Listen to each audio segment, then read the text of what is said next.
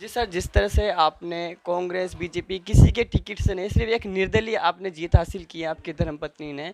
लोगों का प्रेम आपको किस तरीके से लगा और किस तरह से लोगों के बीच में जाके लोगों की समस्या आप सुनेंगे और किस तरह से काम को कर पाएंगे? देखिए, सबसे पहले तो मैं वार्ड नंबर 19 से, जिससे मैं खुद चुनाव लड़ रहा था, और वार्ड नंबर 23 से जो मेरी पत्नी जायदा चिरानिया वो चुनाव लड़ रही थी। तो सबसे पहले तो मैं उन सब लोगों को मुबारकबाद देना चाहूँगा जिन लोगों ने मुझे दुआएं दी, आशीर्वाद दिया, सपोर्ट दिया और वोट दिया। और वार्ड नंबर 23 की जो जीत है वो मेरी जीत नहीं, उन माँ बहनों की जीत है जो मेरे साथ दिन रात एक से कंधा मिला के लड़ी रही। और वो क्यों, कहीं ना कहीं वो पीढ़ी थी। और जिस समय हमने 2004 से 2014 तक हमने लोगों की खिदमत की, लोगों के काम किए, क्षेत्र के अंदर एक विकास की जो बात थी, हमने पूरी तरीके से लोगों का विकास किया, क्षेत्र का विकास किया। चाहे सीवरेज की बात हो, चाहे पानी की समस्याओं की बात हो, पानी की टंकी की बात हो, सामुदायिक केंद्र की बात हो, और 12th तक जो स्कूल की बात हो, ये सब चीज़ें हमारे कार्यकाल के अंदर हुई। और हमने पिछले जो हमारा कार्यकाल था 2004 से 2014 तक, उस कार्यकाल के अंदर हमने हर एक काम करने की कोशिश की। 3,000 से ज़्यादा पेंशनें हमने, वृद्ध पेंशन होती है वो हमने चालू कराई, विकलांग पेंशन हमने चालू कराई। वो आंकड़े आप अगर कहीं ना कहीं उठा के देखोगे तो उस समय की जो पेंशनें चालू है उसके बाद में कोई भी पेंशनें कहीं ना कहीं चालू नहीं है, उसमें बढ़ोतरी नहीं हुई है, उसके अंदर कहीं ना कहीं गठापन है हुआ है। क्योंकि जो पेंशनें सत्यापित होने के कारण बंद हो गई, वो पेंशन आज तक दोबारा चालू नहीं करा पाए। क्योंकि जो लोग क्षेत्र के जो पार्षद थे वो लोग कहीं ना कहीं वहाँ जा नहीं पाए, और उन लोगों की जो समस्याएं थी वो बहुत बढ़ के सामने आई। तो उन समस्याओं को भी हम पूरी तरीके से समाधान करने की कोशिश करेंगे। जो समस्याएं हमारे समय के अंदर हमने जो समस्याएं पूरी नहीं कर पाए, उन समस्याओं को भी हम पूरा करने की कोशिश करेंगे। और मैं तो वार्ड नंबर 19 की जो हमारे लोग हैं, हमारी जनता है, हमारे को जिन्होंने आशीर्वाद दिया, उन लोगों से भी ये कहूँगा कि आप निश्चिंत रहें। और जिस तरीके से आपने मुझे वोट और सपोर्ट किया है, मैं पूरी आपने तरीके थोड़ा से इधर आया थोड़ा। उनके काम करने की कोशिश करूँगा।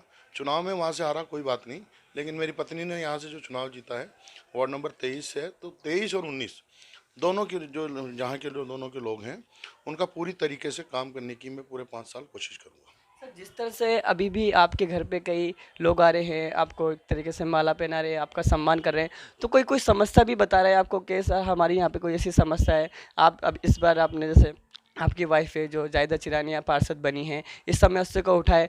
और जिस तरह से अभी देख के अभी मेयर बनेगा, मेयर किसको बनाया जाए, कांग्रेस की तरफ से आप बुलाया गया आपको या आपसे कोई राय ली हो, या आपके इस तरह से क्या मांगे सरकार से? मेरी सरकार से कोई मांग नहीं है। मेरी सरकार से यही मांग थी कि जयपुर शहर के अंदर माइनॉरिटी के 30 पार्षद जीत के आए हैं, और माइनॉरिटी जो भरपूर कांग्रेस का साथ देती है, और हमारे पास में कांग्रेस के लोग आए, हमने भी उनसे यही कहा कि आप माइनॉरिटी का मेयर बनाइए, चाहे किसी को भी बनाइए, लेकिन माइनॉरिटी के जहाँ 30 लोग जीत के आए हैं, तो माइनॉरिटी का ये हक है हेरिटेज के अंदर कि 30 लोग जहाँ जीत के आए हैं, तो उन 30 लोगों में से माइनॉरिटी का एक हक बनना चाहिए।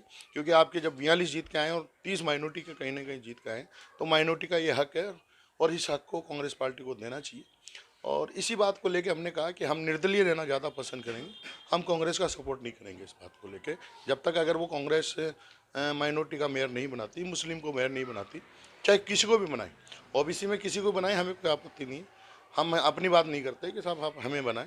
और मैं तो जितने भाई हमारे जो निर्दलीय जीत का है उनसे भी ये गुजारिश करूँगा कि कम से कम कौम की उन लोगों को सोचनी चाहिए। माइनॉरिटी के जो लोग हैं, माइनॉरिटी ने उनको भरपूर तरीके से वोट दिया है, तो उनकी भी जिम्मेदारी कहीं ना कहीं बनती है कि मुसलमान जो वोट देता है कांग्रेस को, और जब हक की बात आती है तो उसको बैक कर दिया जाता है, सिर्फ वोट के नाम पे इस्तेमाल करने का काम कांग्रेस पार्टी कर रही है।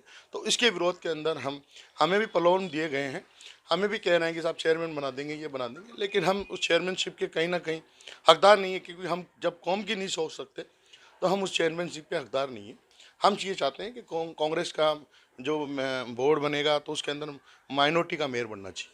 सर, क्षेत्र की हम बात करें तो क्षेत्र में कई ऐसी चीज़ें आती है, जैसे नशा एक आम हो चुका है, स्मोक एक आम हो चुका है, गांजा एक आम हो चुका है। तो एक नशे के ऊपर इस तरह से आप किस तरह से जो लोग हैं उन पर किस तरह से कमान कसेंगे आप? देखिए, जो नशे वाली बात है, बिल्कुल आपने दुरुस्त बात कही। हमने इसके लिए पहले भी एक पहल की थी कि जो युवा है उनको कहीं ना कहीं एक बुरी लत लगती जा रही है, स्मैक से संबंधित या और भी कुछ संबंधित हो, लेकिन उसके लिए हम दोबारा से एक पहल शुरू करेंगे।